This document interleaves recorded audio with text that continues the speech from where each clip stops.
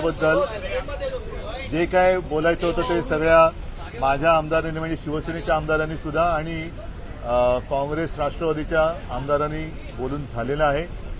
प्रश्न हा सर्वांना पडलेला आहे तो की जे काही व्हिडिओ किंवा फोटो काल आले हे आधी सरकारकडे आले होते की नव्हते हा एक महत्वाचा प्रश्न आहे. त्यानिमित्ताने सुद्धा बरीचशी चर्चा आपल्या माध्यमावरती झालेली आहे. मी आता हा आजचा पहिला दिवस झालेला आहे या राजीनाम्याचा आणि एकूणच चर्चेचा. हळूहळू आणखीन विषय पुढे पुढे येत जातील. रोजच त्याचं पाहिलं तर काही ना काहीतरी भानगडी बाहेर येत आहेत. मला असं वाटतं की मुख्यमंत्री जर पारदर्शी कारभार करत असतील तर त्यांचं स्वागत आहे, पण पारदर्शीपणाने कारभार करताना त्यांचे हात कोणी बांधतायत का हा सुद्धा एक प्रश्न आहे. महाराष्ट्राच्या जनतेला आता या सगळ्याचा वीट आलेला आहे, कंटाळा आलेला आहे. त्यांना त्यांच्या व्यथा सोडवणारं सरकार पाहिजे. एकमेकाच्या व्यथांना पांघरून घालणारं सरकार हे महाराष्ट्राच्या जनतेला नको आहे. आणि आमची सुद्धा हीच अपेक्षा आहे की विरोधी पक्ष म्हणून आम्ही नेमके कोणाचे विरोधी आहोत तर या समस्येच्या विरोधी आहोत. तर चांगलं राज्य घडवण्यासाठी सगळ्यांनी आपापल्या जबाबदाऱ्या पार पाडल्या पाहिजे. तुम्ही स्वतःही मुख्यमंत्री होतात. मुख्यमंत्र्यांकडे हे फोटो खूप आधीपासून आले होते आणि ते दाबून ठेवले गेले असं तुम्हाला वाटतंय का? जी समाज माध्यमांवर आणि माध्यमांमध्ये चर्चा आहे त्यात तुम्हाला काय तथ्य वाटतं? आता या प्रश्नाचं उत्तर स्वतः मुख्यमंत्र्यांनी द्यायला पाहिजे, कारण ते स्वतः गृहमंत्री पण आहेत. आपला प्रश्न जो आहे तो अतिशय योग्य आहे की 2-3 म्हणजे डिसेंबर पासून ही घटना गाजते. राजीनाम्याची मागणी. बरं, आज धनंजय मुंडे यांनी जो राजीनामा दिलेला आहे त्यांनी स्वतः कारण दिले त्यांच्या तब्येतीचं. मी त्यांच्या तब्येतीबद्दल कोणते भाष्य करू इच्छित नाही, कारण कोणीही कोणाच्या तब्येतीबद्दल आणि प्रकृती अस्वास्थ्याबद्दल चेष्टा टवाळी करू नये. जशी त्यांनी म्हणजे आमच्यातले जे कोणी गेले त्यांनी माझ्या प्रकृतीबद्दल केली होती, पण मी एक संस्कार पाळणार आहे म्हणून मी कोणाच्याही तब्येतीबद्दल किंवा प्रकृती अस्वास्थ्याबद्दल अजिबात चेष्टा करणार नाही. मात्र नेमकं खरं कारण काय? कारण धनंजय मुंडे यांनी सांगितलं की त्यांना त्यांच्या प्रकृती अस्वास्थ्यामुळे त्यांनी राजीनामा दिलाय. त्याच वेळेला अजित दादा असं म्हणाले की त्यांनी नैतिकतेच्या आधारावरती दिलेला आहे. तर नेमकं कारण काय? आणि जर का त्यांनी प्रकृती अस्वास्थ्यामुळे दिला असेल तर एवढे फोटो आणि व्हिडिओ बाहेर आल्यानंतर सुद्धा त्यांचा राजीनामा मग घेतला का गेला नाही याचं उत्तर सरकारने दिलं पाहिजे. आग्रही होते पण धनंजय मुंडे राजीनामा द्यायला तयार नव्हते. आता मला असं वाटतं तो राजीनामा झालाय. फक्त राजीनामा नेमका काय कारणाने दिला गेलेला आहे ह्याचंही उत्तर आलं पाहिजे. आणि आता तुम्ही जो प्रश्न विचारला की ह्या सगळ्या गोष्टी नेमक्या अधिवेशन काळामध्येच बाहेर कशा आल्या आणि 2-1 महिने जर त्या होत्या तर बाहेर का आल्या नव्हत्या, आणि जर बाहेर आलेल्या होत्या किंवा यांच्यापर्यंत पोहोचल्या असतील तर त्याच वेळेला त्यांचा राजीनामा का घेतला गेला नाही हे या अनुषंगाने निर्माण झालेले प्रश्न आहे.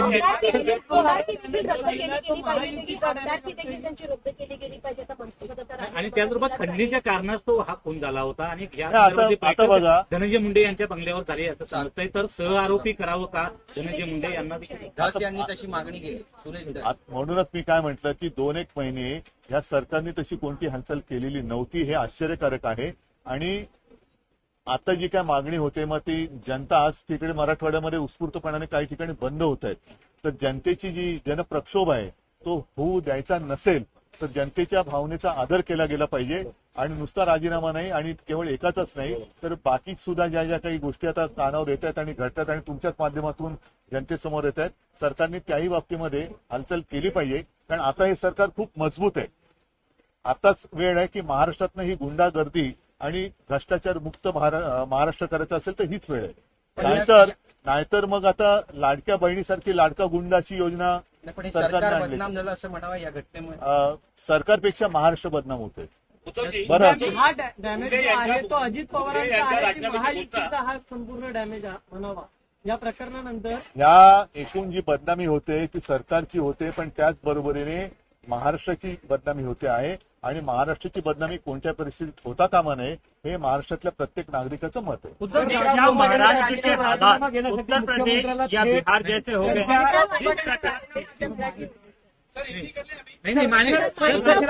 बरं, ठीक आहे.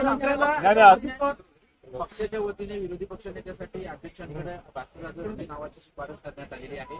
अनेक दिवसांपासून केव्हा शिफारस करणार असं मला चर्चा होती. मला तेच मी बोलायला आलो होतो, पण तुम्ही काय मला बोलूच देत नव्हता.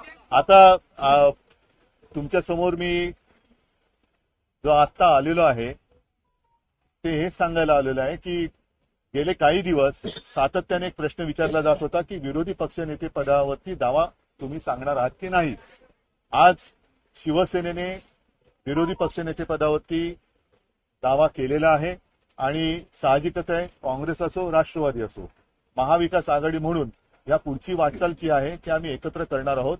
इतर सुद्धा ज्या काही गोष्टी आहेत त्याहीबद्दल आमची चर्चा सुरू देखील आहे आणि यापुढे सुद्धा चर्चा करून आम्ही एकत्रित निर्णय यापुढे घेत राहू. पण आज मात्र आम्ही विधानसभा अध्यक्षांकडे विधानसभेतल्या विरोधी पक्षनेते पदासाठी माननीय भास्करराव जाधव यांच्या नावाची मागणी केलेली आहे आणि आम्हाला खात्री आहे की लोकशाही मूल्यांचं पालन करून लवकरात लवकर याचा निर्णय होईल आणि येत्या बजेटपूर्वी, कारण बजेटमध्ये विरोधी पक्षनेते पद किंवा विरोधी पक्षनेता असायला पाहिजे जो जनतेच्या वतीने काही बोलू शकेल.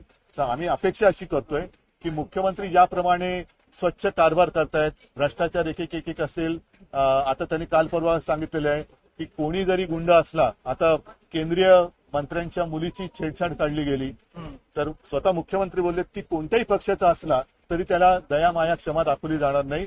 तर त्याच पद्धतीने त्याच नीतीला जागून याही बाबतीमध्ये लवकरात लवकर निर्णय होईल अशी आम्हाला विरोधी पक्षनेते पदाचा अडीच वर्षांचा फॉर्म्युला ठरला आहे का? राष्ट्रवादी काँग्रेसने आजचा फॉर्म्युला वगैरे काही नाहीये आणि म्हणून मी म्हटलं की आम्ही एकत्रितपणाने पुढे जातो आहोत. बऱ्याच गोष्टी आहेत, जसं काही निवडणुका असतील काही असतील तर पुढे बघू नका. पण विधान परिषदेमध्ये काँग्रेस आग्रही आहे विरोधी नावाची पक्षासाठी. जोरदार मागणी होती विरोधी पक्ष नेते पदासाठी आणि असं म्हटलं जात होतं की भाजपलाही ते नाव चालणार होतं. नेमकं काय घडलं की ज्याच्यामुळे त्यांना बॅकसीटवर बसायला लागलं? भाजपला आधी त्याचं नाव चालणार होतं, आधी मला कळलं असतं बरं झालं असतं. म्हणजे घराणेशाहीला त्यांचा विरोध नाही हे मला कळलं असतं तर बरं झालं असतं. सर, हिंदी में बता दीजिए कि जिस प्रकार से महाराष्ट्र में धनंजय मुंडे का मामला आया, संतोष देशमुख का मामला आया, क्या महाराष्ट्र के हालात उत्तर प्रदेश या बिहार जैसे हो रहे हैं? एक जमाना जरूर था, कुछ भी अगर गलत होता तो बिहार और उत्तर प्रदेश का नाम लिया जाता था, लेकिन अब दोनों जगह पर या तीनों जगह पर बीजेपी शासित गवर्नमेंट है. किसके साथ किसकी बराबरी करे? और माना तो यही जाता है कि बिहार की हालत अब काफी सुधर गई है. यूपी में तो बुलडोजर राज चल रहा है, तो बदनाम महाराष्ट्र हो रहा है. और ये जो संस्कृति है और जिस तरीके से घटनाएं घट रही है तो घट रही है मतलब कोणाला वाटेल की घटतात की काय, म्हणजे घडतायत तो हो रही है. तो ये कभी महाराष्ट्र ने नहीं देखा था. जिस प्रकार से धनंजय मुंडे का इस्तीफा अनाउंस, कारण क्या है? क्योंकि मुंडे जी, धनंजय तो बोल रहे कि उनकी प्रकृति तबीयत ठीक नहीं इसलिए उन्होंने इस्तीफा दिया. अजित पवार बोल रहे कि नहीं नैतिकता का कारण है. तो असलियत क्या है? लेकिन सर जिस तरीके से टाइमिंग है, हाँ बोलिए. जिस तरीके से चार्जशीट सामने आई, इसमें जिस क्रूरता की हद सामने आई है, जिस तरीके से हत्या की गई है और जो सब सामने आया है, उसके बाद अभी उनके ऊपर चार्जशीट में वाल्मीकि करार नंबर 1 का आरोपी है जो कर भी है ऐसे कहा जाता है. उसमें है. तो वक्त लिया गया क्योंकि ये सारी चीज तो पहले ही सरकार तक पहुंची हुई, खुद भी मुख्यमंत्री रहे. तक ये यही एक सवाल है कि जिस तरीके के सब फोटो और वीडियो कल आ गए बाहर, तो क्या होम डिपार्टमेंट के पास ये जानकारी पहले नहीं आई थी? अगर आई होगी तो क्यों इतने दिन लगाए? इतने दिन क्यों लगाए? और नहीं आई होगी तो क्या अपने होम डिपार्टमेंट की जो सिस्टम है तो वो तो नाकामयाबी उनकी है, नाकामयाबी फिर होम डिपार्टमेंट की है. तो ये सारी बातों का उत्तर गवर्नमेंट को देना होगा. औरंगजेब को लेकर के काफी विवाद हो रहा है. कल अबू आजमी ने बयान दिया कि औरंगजेब जो है वो, उसके ऊपर काफी बहस हुई है और हम तो यही मानते हैं और यही चाहते हैं कि जो भी हमारे जो हम जिसको देवता मानते हैं, छत्रपति शिवाजी महाराज, छत्रपति संभाजी महाराज, उनके बारे में कोई भी कुछ भी गलत कहे तो उनको शासन होना चाहिए, उनको माफ नहीं करना चाहिए. एक अहम सवाल है. की मागणी आहे. आप हर रोज नहीं बात करते हिंदी में, तो एक सवाल मैं जरूर लूंगा कि कई बार ऐसी चर्चाएं होती हैं, कई बार शिंदे गुट की तरफ से ये कहा जाता है कि आपके विधायक और एमपी जो है उनके संपर्क में है. रिसेंटली आपने एक बैठक भी की थी, तो क्या मातोश्री में एक बैठक की थी अपने तो MP मेरे के साथ? अपनी घर की बैठक है वो सारे विधायक तो अभी मेरे साथ ही है। तो क्या इसको लेकर के कितने विधायक जो है, क्या कोई जाने की संभावना है? काय